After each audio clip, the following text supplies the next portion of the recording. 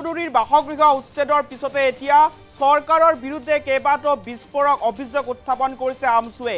সংখ্যালঘুৰ ওপৰত চৰকাৰখনে কৰা এনেকুৱা ধৰণৰ অত্যাচাৰ কোনোপধ্যে মানি লোৱা নহ'ব। কেৱল মাত্ৰ মুছলমান হোৱা বাবেই আজাদ চৌধুৰীৰ বাসগৃহত বিজেপি চৰকাৰখনে উচ্ছেদ চলোৱা বুলি এতিয়া আমছুৱে অভিযোগ উত্থাপন কৰিছে। আৰু এতিয়া আজাদ চৌধুৰীক লৈ আমছুৱে মন্তব্য কৰিছে যে কোনো উশৃংখল মানুহে দাবী কৰিলেই আজাদ চৌধুৰী বাংলাদেশী হৈ যাব নেকি বুলি এতিয়া আমছুৱে প্ৰশ্ন কৰিছে। আৰু হিমন্ত বিশ্ব শৰ্মাই যদি অসমৰ মুছলমানসকলক জীয়াই থাকিবলৈ নিদিয়ে তেনেহ'লে সেয়া হিমন্ত বিশ্ব শৰ্মাই স্পষ্টভাৱে কওক বুলি এতিয়া হিমন্ত বিশ্ব শৰ্মাকক প্ৰত্যাহ্বান জনাইছে আমছুৱে। উশৃংখল মানুহে দাবী কৰিলে আজাদ চৌধুৰী বাংলাদেশী হ'ব নেকি? চৰকাৰক এতিয়া আমছুৱে প্ৰশ্ন কৰিছে। উশৃংখলতা সৃষ্টি কৰাসকলে উপযুক্ত প্ৰমাণ দিয়ক। আৰু যোৰহাটৰ আজাদ চৌধুৰীৰ ঘৰ ভঙাক লৈ এতিয়া আমছু গৰজি উঠিছে। চৰকাৰৰ বিৰুদ্ধে কেইবাটাও এতিয়া গুৰুতৰ অভিযোগ উত্থাপন কৰিছে আমছুৱে। অসমৰ ধৰ্মীয় সংখ্যালঘুক চৰকাৰে শান্তিত খাবলৈ শুবলৈ নিদিয়ে। আজাদ চৌধুৰী মুছলমান হোৱাৰ বাবে তেওঁৰ ঘৰ ভাঙি পেলোৱা হৈছে। খিলঞ্জীয়া মুছলমানৰ লগত থকা মুখ্যমন্ত্ৰীয়ে আজাদৰ লগত কিয় এনেকুৱা ধৰণৰ কাম কৰিলে বুলি এতিয়া আমছুৱে প্ৰশ্ন কৰিছে। আজাদ চৌধুৰী ভাৰতীয় নে বাংলাদেশী? চৰকাৰে তাৰ উপযুক্ত প্ৰমাণ দিব লাগিব। আৰু উশৃংখল ব্যক্তিৰ দ্বাৰাহে মুখ্যমন্ত্ৰীৰ চৰকাৰখন পৰিচালিত হৈ আছে নেকি বুলি এতিয়া প্ৰশ্ন কৰিছে আমছুৱে। মুখ্যমন্ত্ৰীয়ে যদি অসমৰ মুছলমানক জীয়াই থাকিবলৈ নিদিয়ে তেনেহ'লে স্পষ্ট কৰক। মুখ্যমন্ত্ৰী হিমন্ত বিশ্ব শৰ্মাই কোনো মুছলমানকে ভাল নাপায়। এনেদৰে এতিয়া মুখ্যমন্ত্ৰী হিমন্ত বিশ্ব শৰ্মাক প্ৰত্যাহ্বান জনাইছে আমছুৱে। আৰু আমছুৱে এতিয়া প্ৰশ্ন কৰিছে যে কোনো উশৃংখল মানুহে যদি আজাদ চৌধুৰী বাংলাদেশী বুলি দাবী কৰে তেনেহ'লে আজাদ চৌধুৰী বাংলাদেশী হৈ যাব নেকি? উশৃংখলতা সৃষ্টি কৰাসকলে আজাদ চৌধুৰী ভাৰতীয় নে বাংলাদেশী তাৰ উপযুক্ত প্ৰমাণ দিয়ক। এনেদৰে এতিয়া যোৰহাটৰ আজাদ চৌধুৰীৰ ঘৰ ভঙাক লৈ আমছুৱে গৰজি উঠা দেখিবলৈ পোৱা গৈছে। অসমৰ ধৰ্মীয় সংখ্যালঘুসকলক বিজেপি চৰকাৰখনে শান্তিত খাবলৈ নিদিয়ে, শান্তিত শুবলৈ নিদিয়ে। আৰু কেৱল মাত্ৰ মুছলমান হোৱাৰ বাবে আজাদ চৌধুৰীৰ বাসগৃহ উচ্ছেদ চলোৱা হৈছে বুলি এতিয়া আমছুৰ ফালৰ পৰা এতিয়া অভিযোগ অনা হৈছে। খিলঞ্জীয়া মুছলমানৰ লগত থকা মুখ্যমন্ত্ৰীয়ে আজাদ চৌধুৰীৰ লগত কিয় এনেকুৱা ধৰণৰ কাম কৰিলে বা কিয় আজাদ চৌধুৰীৰ বাসগৃহত উচ্ছেদ চলালে প্ৰশ্ন কৰিছে আমছুৱে। আৰু আজাদ চৌধুৰী ভাৰতীয় নে বাংলাদেশী? চৰকাৰখনে তাৰ উপযুক্ত প্ৰমাণ দিব লাগিব বুলি এতিয়া আমছুৰ ফালৰ পৰা মুখ্যমন্ত্ৰীক প্ৰত্যাহ্বান জনোৱা হৈছে। লগতে আমছুৱে এতিয়া মুখ্যমন্ত্ৰীক প্ৰশ্ন কৰিছে যে অসমৰ মুখ্যমন্ত্ৰীয়ে যদি অসমৰ মুছলমানসকলক জীয়াই থাকিবলৈ নিদিয়ে তেনেহ'লে সেয়া মুখ্যমন্ত্ৰীয়ে স্পষ্টভাৱে কওক। হিমন্ত বিশ্ব শৰ্মাই কোনো মুছলমানকে ভাল নাপায় বুলি এতিয়া মুখ্যমন্ত্ৰীৰ বিৰুদ্ধে অভিযোগ উত্থাপন কৰা দেখিবলৈ পোৱা গৈছে আমছুক। আৰু কোনো উশৃংখল মানুহে যদি আজাদ চৌধুৰী বাংলাদেশী বুলি প্ৰশ্ন কৰে বা আজাদ চৌধুৰী বাংলাদেশী বুলি কয় তেনেহ'লে আজাদ চৌধুৰী বাংলাদেশী হৈ যাব নেকি? উশৃংখলতা সৃষ্টি কৰা সকলে এতিয়া আজাদ চৌধুৰী ভাৰতীয় নে বাংলাদেশী তাৰ উপযুক্ত প্ৰমাণ দিয়ক। যোৰহাটৰ আজাদ চৌধুৰীৰ ঘৰ ভঙাক লৈ এনেদৰে এতিয়া আমছুৱে গৰজি উঠা দেখিবলৈ পোৱা গৈছে। মন্তব্য আছে, মন্তব্য আগবঢ়োৱাৰ চেষ্টা কৰিম। কোনোবাই আহি ক'লেই তেওঁলোকে কাম আৰম্ভ কৰি দিব। মুখ্যমন্ত্ৰীৰ চৰকাৰখন কি সেইসকল উশৃংখল ব্যক্তিৰ দ্বাৰা পৰিচালিত হৈ আছে নেকি? সেইসকল মানুহ নহয় নেকি? যদি অসমৰ মুখ্যমন্ত্ৰীয়ে অসমৰ মুছলমানসকলক শান্তিত থাকিব নিদিয়ে, জীয়াই থাকিব নিদিয়ে, এইটো স্থিতি স্পষ্ট কৰক। অসমৰ মুখ্যমন্ত্ৰী এইটো এটা স্পষ্ট কৰক। মই এটা কথা স্পষ্টকৈ জানো, এইজন মুখ্যমন্ত্ৰী কোনো মুছলমানকে ভাল নাপায়। তেওঁ প্ৰতিজন হতিয়াৰ পৰা ধুবুৰীলৈকে বৰাক ব্ৰহ্মপুত্ৰ পাহাৰ ভৈয়াম সকলো ঠাইতে বসবাস কৰি থকা, যুগ যুগ ধৰি বসবাস কৰি থকা ভাৰতীয় মুছলমানক তেওঁ অন্যায় কৰি আছে আৰু তেওঁ কোনো পদ্ধতিতে ভাল নাপায়।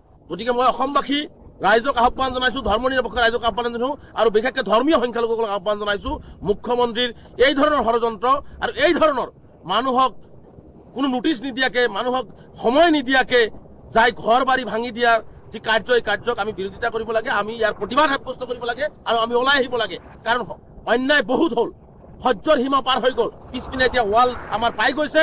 গতিকে আমি এতিয়া গণতান্ত্ৰিকভাৱে চৰকাৰৰ এই দমন নীতি, চৰকাৰৰ এই কুষড়যন্ত্ৰ, চৰকাৰৰ এই মুছলমানৰ প্ৰতি কৰা অন্যায় প্ৰতিহত কৰিবৰ পাৰে সন্মুখৰ পৰা আগবাঢ়ি যোৱাৰ কাৰণে আমি অসমবাসী ৰাইজৰ বিশেষকৈ ধৰ্মীয় সংখ্যালঘুসকলক মই আহ্বান জনাইছোঁ।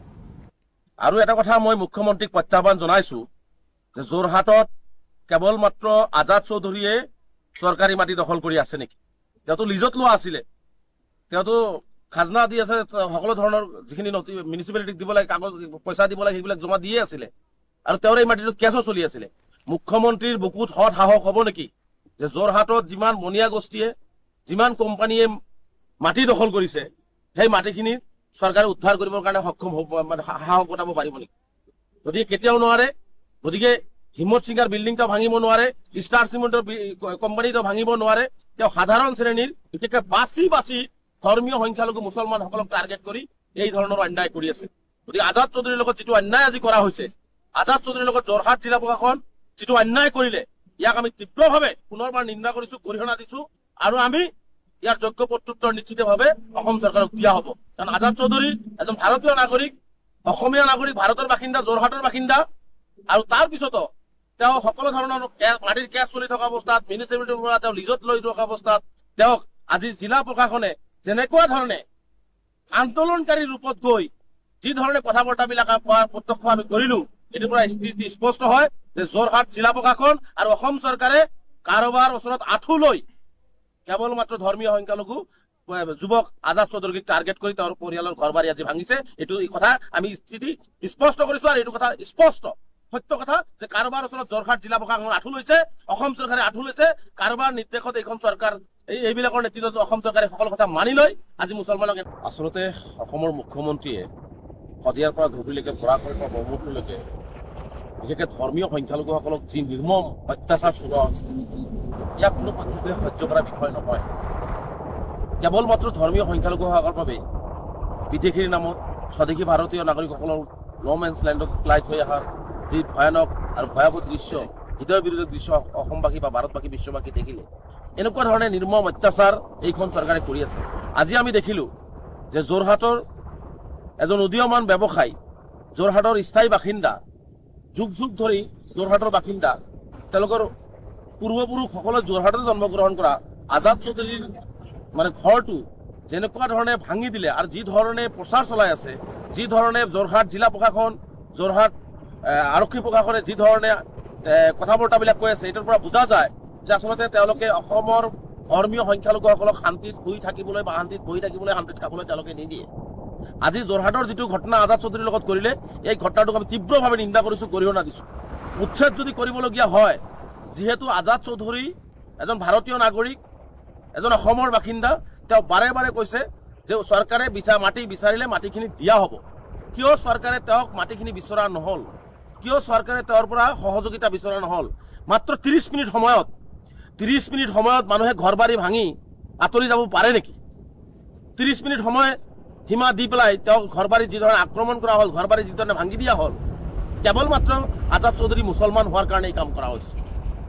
মই স্পষ্টকৈ কৈছোঁ, এইজন মুখ্যমন্ত্ৰী বাৰে বাৰে কয় যে আমি খিলঞ্জীয়া মুছলমান, অখিলঞ্জীয়া মুছলমান এইবিলাক ভাগ কৰে, খিলঞ্জীয়া মুছলমানৰ লগত আছোঁ।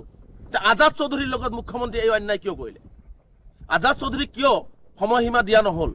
তেওঁৰ মাটিটো লিজত লোৱা আছিল। বাৰে বাৰে আজি 1 সপ্তাহ 10 দিনৰ পৰা তেওঁ বাৰে বাৰে কৈছে মাটিটো লিজত লোৱা আছিল। কিয় জিলা প্ৰশাসনে স্পষ্ট নকৰিলে যে তেওঁৰ মাটিটো লিজত নাই? আজি কিয় কৈ আছে?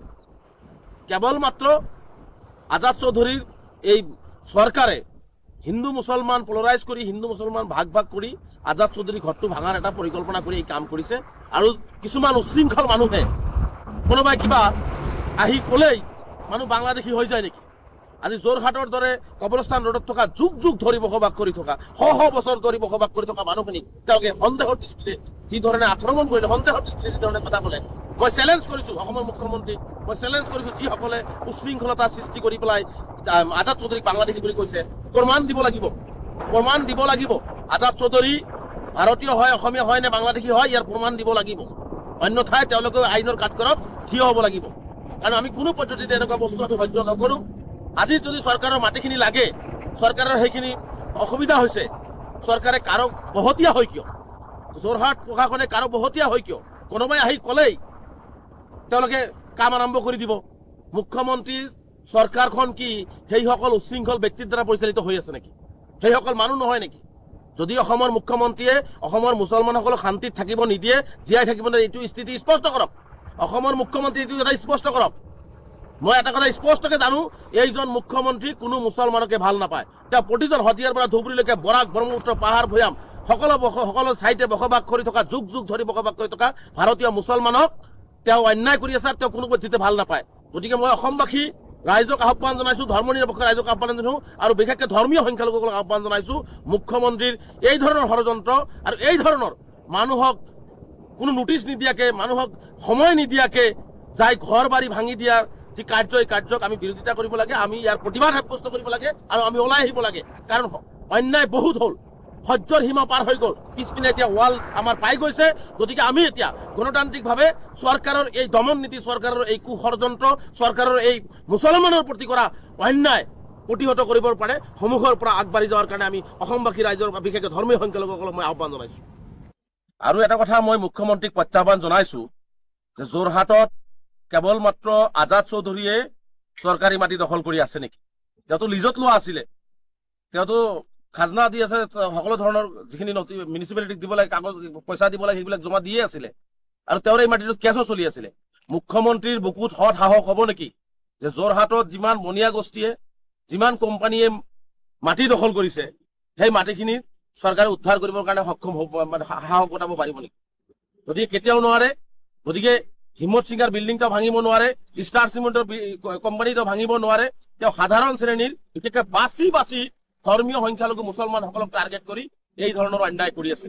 গতিকে আজাদ চৌধুৰীৰ লগত যিটো অন্যায় আজি কৰা হৈছে, আজাদ চৌধুৰীৰ লগত যোৰহাট জিলা প্ৰশাসন যিটো অন্যায় কৰিলে, ইয়াক আমি তীব্ৰভাৱে পুনৰবাৰ নিন্দা কৰিছো, গৰিহণা দিছো, আৰু আমি ইয়াৰ যোগ্য প্ৰত্যুত্তৰ নিশ্চিতভাৱে অসম চৰকাৰক দিয়া হ'ব। কাৰণ আজাদ চৌধুৰী এজন ভাৰতীয় নাগৰিক, অসমীয়া নাগৰিক, ভাৰতৰ বাসিন্দা, যোৰহাটৰ বাসিন্দা, আৰু তাৰ পিছতো তেওঁ সকলো ধৰণৰ মাটিৰ কেছ চলি থকা অৱস্থাত, মিউনিচিপালিটিৰ পৰা তেওঁ লিজত লৈ থকা অৱস্থাত তেওঁক আজি জিলা প্ৰশাসনে যেনেকুৱা ধৰণে আন্দোলনকাৰীৰ ৰূপত গৈ যি ধৰণে কথা বৰ্তাবিলাক প্ৰত্যক্ষ আমি কৰিলো, এইটোৰ পৰা স্পষ্ট হয় যে যোৰহাট জিলা প্ৰশাসন আৰু অসম চৰকাৰে কাৰোবাৰ ওচৰত আঁঠু লৈ কেৱল মাত্ৰ ধৰ্মীয় সংখ্যালঘু যুৱক আজাদ চৌধুৰীক টাৰ্গেট কৰি তেওঁৰ পৰিয়ালৰ ঘৰ বাৰী আজি ভাঙিছে। এইটো কথা আমি স্থিতি স্পষ্ট কৰিছো, আৰু এইটো কথা স্পষ্ট সত্য কথা যে কাৰোবাৰ ওচৰত যোৰহাট জিলা প্ৰশাসন আঁঠু লৈছে, অসম চৰকাৰে আঁঠু লৈছে, কাৰোবাৰ নিৰ্দেশত এইখন চৰকাৰ, এইবিলাকৰ নেতৃত্বত অসম চৰকাৰে সকলো কথা মানি লয় আজি মুছলমান